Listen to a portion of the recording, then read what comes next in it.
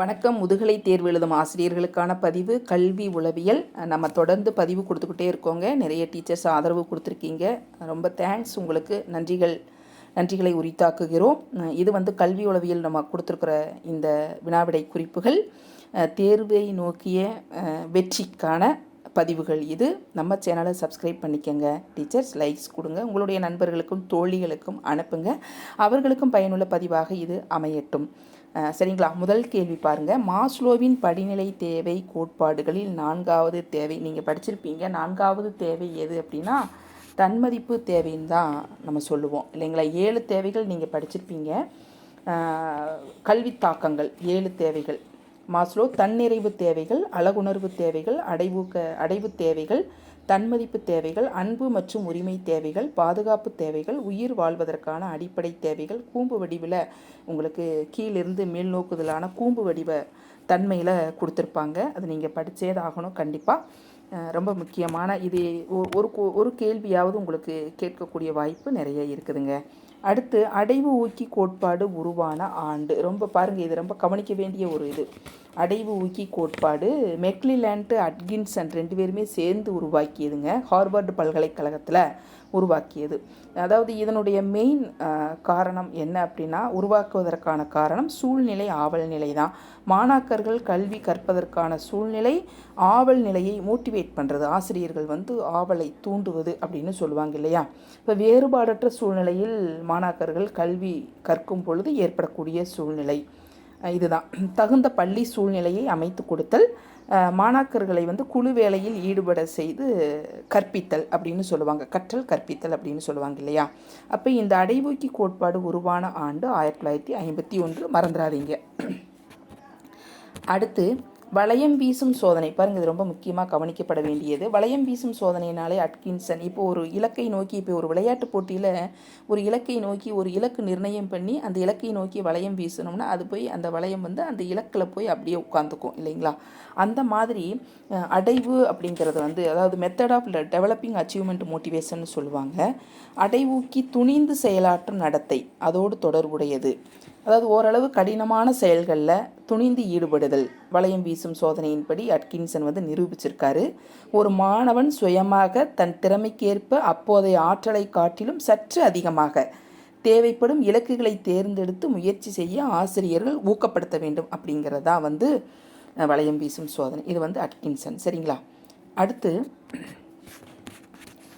புரிந்து கொள்ளும் தேவையில் அடங்குவது 4வது கேள்வி. அடைவூக்க தேவைகள். இந்த மாஸ்லோவின் 7 தேவைகள் படித்தோம் இல்லையா? அந்த 7 தேவைகள் எந்தெந்த வரிசையில் வரும் அப்படிங்கிறத பார்த்துக்கோங்க. 5 2ஆம் நிலை ஊக்கிகள் எவை? அப்போ அதாவது ஊக்கிகள் 2 வகைப்படும் நம்ம படிச்சிருக்கோம் இல்லைங்களா? மோட்டிவ்ஸ். முதன்மை ஊக்கிகள், 2ஆம் நிலை ஊக்கிகள். முதன்மை ஊக்கிகள் உடல் சார்ந்த ஊக்கிகள்னு படிச்சிருக்கோம். 2ஆம் நிலை ஊக்கிகள் சமூக தொடர்புகளிலிருந்து எழும் ஊக்கிகள்னு படிச்சிருக்கோம். அந்த 2ஆம் நிலை ஊக்கிகளில் 3 வரிசைப்படும், 3 வகையாக அமைக்கப்பட்டுள்ளன. அதில் மனம் சார்ந்த தேவைகளிலிருந்து எழுபவை, அதாவது காப்புணர்ச்சி, தன்னை காப்பாற்றிக் கொள்ளுதல், விடுதலை உணர்வு பெறுதல், துணிந்து செயலாற்றுதல், இதனோட அனுபவத்தினுடைய அடிப்படைகள் இல்லையா? அடுத்து சமூக தேவைகளால் எழுபவை, தன் உணர்வு தேவைகளால் எழுபவை. இந்த 3மே அதில் அடங்கும், 2ஆம் வகை ஊக்கிகளில் அடங்கும். அப்போ 2ஆம் நிலை ஊக்கிகள் எது அப்படின்னு பார்த்தோம்னா 5வது கேள்விக்கு விடை சமூக தொடர்புகளில் இருந்து எழும் ஊக்கிகள். 2ஆம் நிலை ஊக்கிகள் சமூக தொடர்புகளிலிருந்து எழும் ஊக்கிகள். அடுத்து சமூகம் சார்ந்த அந்த தேவைகளில் எழும் ஊக்கிகள். அடுத்து முதன்மை ஊக்கிகள்ங்கிறது உடல்சார் ஊக்கிகள் தான். நம்ம உடம்பு சார்ந்த அந்த ஊக்கி செயல்படுதல். அடுத்து சமூகம் சார்ந்த 2மே நல்லா மனப்பாடம் பண்ணி வச்சுக்கோங்க. 6வது கேள்வி. முடிந்தளவிற்கு நம்ம விளக்கம் கொடுத்தே நம்ம சொல்லிட்டு வரலாங்க. நிறைய டீச்சர்ஸ் கேட்டுக்கிட்டதுனால நம்ம இந்த விளக்கத்தை கொடுக்க வேண்டியதாக கடமை. ஊக்கமின்றி கற்றல் இல்லை. ஏதோ ஒரு வகை ஊக்கி எல்லா கற்றல் நிலைகளிலும் இருத்தல் இன்றியமையாதது என்றவர். 6வது கேள்வி. ஊக்கம் மோட்டிவேட் பண்ணாமல் எதுவுமே இல்லை, ஊக்கப்படுத்துதல் அப்படின்னு சொல்கிறாங்க. சரிங்களா? அடுத்து 7வது கேள்வி. பள்ளி வகுப்பறையில் பல நேரங்களில் ஆசிரியரது கற்பித்தல் முயற்சி எதிர்பார்க்கப்படும் பயனை அளிக்காமல் வீணாவதற்கு மாணவர்களிடம் போதிய அளவிற்கு ஊக்கமின்மையே காரணம்னு சொன்னவர் கில்லி. அடுத்து அடைவூக்கியின் அளவினை மதிப்பிட ஆளுமை சோதனை வகையில் பொருளறிவோடு இணைத்தறி சோதனையை பயன்படுத்தியவர். பொருளறிவோடு இணைத்தறி சோதனை அதாவது நம்ம சோதனை வகைகள் படிச்சிருக்கோம் இல்லைங்களா, அடைவூக்கத்தினை அளந்திடும் முறைகளில் படிச்சிருக்கோம் நம்ம. அது வாக்கியங்கள் நிரப்பும் சோதனை, பொருளுறிவோடு இணைத்தறி சோதனை, இதெல்லாம் நம்ம பார்த்துருக்கோம். அப்போ வாக்கியங்கள் நிரப்பும் சோதனை, சென்டென்ஸ் கம்ப்ளீஷன் டெஸ்ட் எல்லாம் வைக்கிறோம் இல்லைங்களா. இது வந்து எதிர்காலம் பற்றிய ஆசைகள், கூறுகள், எந்த அளவுக்கு அவனை மதிப்பீடு செய்யலாம், ஆப்ஷன்ஸ் கொடுத்து எழுத வைக்கிறது, சென்டென்ஸ் கம்ப்ளீஷன், கோடிட்ட இடத்தை நிரப்புதல் போல வாக்கியங்கள் நிரப்பும் சோதனை அப்படின்னு சொல்லுவாங்க. அதாவது அடுத்து வந்து பொருளறிவோடு இணைத்தறி சோதனை அப்படிங்கிறது வந்து மெக்லிலாண்டு சொல்லியிருக்காரு. அடைவூக்கியின் அளவினை மதிப்பிடுவது மெக்லிலாண்டு சொல்லியிருக்காரு. அதாவது படங்கள் காட்டி ஒரு சிறுவனை ஒரு மாணவனை ஒரு செயலில் ஈடுபடுவது, அந்த செயல் திட்டவட்டமாக தெளிவாக அது தெரியாக விட்டாலும் அந்த ஒரு பையன் ஒரு மாணவன் ஒரு கையில் புத்தகத்தோடு வைத்திருப்பதும் அதனை சுற்றி பல புத்தகங்கள் இறைந்து கிடப்பதும் அவன் என்ன வேலை செய்கிறான் அப்படிங்கிறதை சோதிக்கப்படுபவன் அதை சொல்லணும், அவன் என்ன செய்கிறான் அப்படிங்கிறத சொல்லணும். இதுதான் வந்து பொருளறிவோடு இணைத்தறி சோதனை அப்படின்னு சொல்லுவாங்க. ஒரு படத்தில் 4 விடைகளை கொடுத்து இவற்றில் ஒன்றினை தேர்ந்தெடுக்கும் முறைன்னு சொல்லலாம் இல்லைங்களா. ஆப்ஷன்ஸ் கொடுத்து ஒரு படத்தில் இந்த படங்களை கொடுத்து ஒவ்வொன்றுடனும் 4 விடைகளை கொடுத்து அந்த படத்தோடு சேர்ந்து இணைந்து பொருள் கொடுப்பது அப்படின்னு சொல்லலாம்.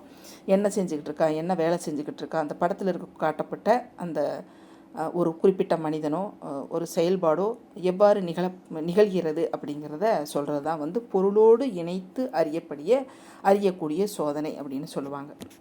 அடுத்து குற்றம் புரியும் இயல்பு பரம்பரை பண்பாகும் என்று கூறியவர். குற்றம் புரியும் இயல்பு கார்ல் பியர்சன் சொல்லியிருக்காருங்க.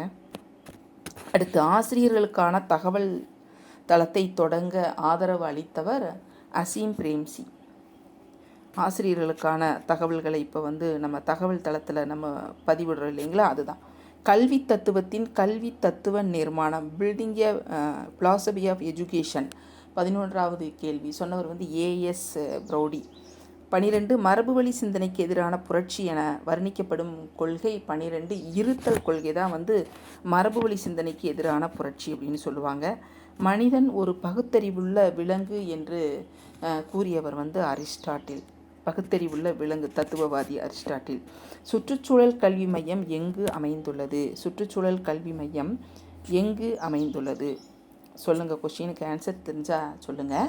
14வது கேள்வி அகமதாபாத் சுற்றுச்சூழல் பற்றிய கல்வி பயிலும் முறை. 15 எக்கல்வி கொள்கையின் பரிந்துரையின்படி மேல்நிலை கல்வி ஹையர் செகண்டரி வகுப்புகளாக மாற்றம் பெற்றது, 12ஆம் வகுப்பாக மாற்றம் பெற்றது அப்படின்னா.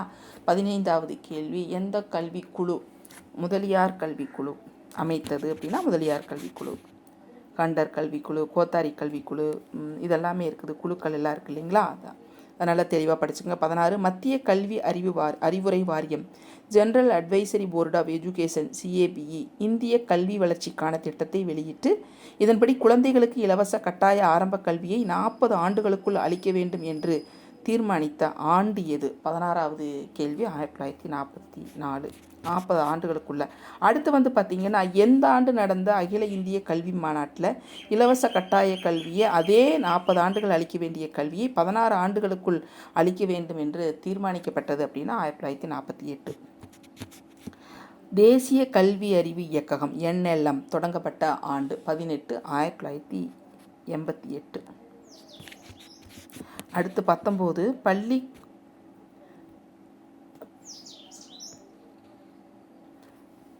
பள்ளி குழந்தைகளுக்கு கல்வி கற்பதற்காக ஏற்பட்டவையே தவிர பள்ளிகள் குழந்தைகளுக்கு கல்வி கற்பதற்காக ஏற்பட்டவையே தவிர அவர்களை தோல்வியுற செய்து வெளியேற்றுவதற்காக அல்ல என்று கூறியவர் டாக்டர் ராதாகிருஷ்ணன். சிறந்த கல்வி மேதை, கல்வி தத்துவவாதி அப்படின்னு கூட சொல்லலாம் டாக்டர் ராதாகிருஷ்ணன். 20 இன்டர்மீடியட் கல்வி வாரியம் மத்திய செகண்டரி கல்வி வாரியம் CBSE தற்போதைய இன்டர்மீடியட் கல்வி வாரியம் என்று இருந்தது. மத்திய செகண்டரி கல்வி இடைநிலை கல்வி வாரியம் அப்படின்னு ஏற்படுத்தப்பட்ட ஆண்டு CBSE எந்த ஆண்டு அப்படின்னா 1952. கல்வி வரலாற்றில் ஒரு மைல்கல்லாக கூறப்படும் பள்ளி, கல்வி வரலாற்றிலேயே ஒரு மைல்கல்லாக கூறப்படும் பள்ளி நவோதயா கல்வி.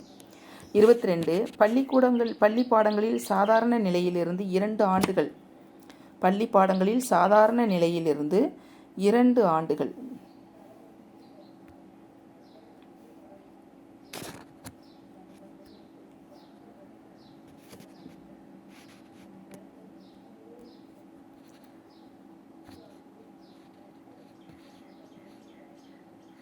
பாருங்க, 22வது கேள்வி.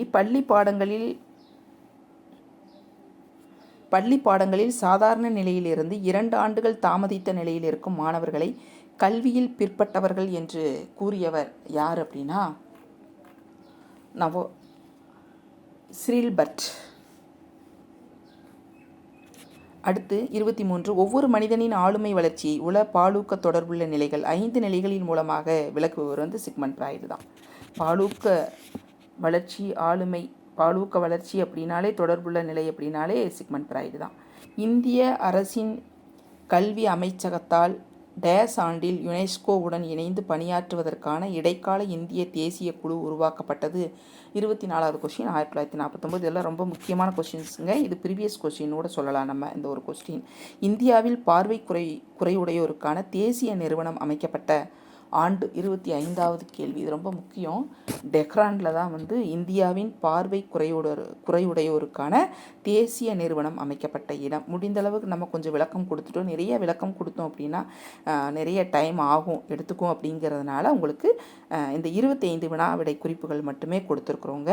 நம்ம கொடுக்குற பதிவுகள் அனைத்துமே நம்ம சிலபஸ் படி தான் நம்ம போய்கிட்டு இருக்கிறோம். டெஸ்ட் பேட்சில் ஜாயின் பண்ணுறவங்க பண்ணிக்கலாங்க. நம்ம சேனலோடு ஒன்றி இருங்கள். உங்களினுடைய வெற்றி பாதைக்கு வெற்றி பயணத்திற்கு நாங்களும் உடன் இருப்போம். நன்றி, வணக்கம்.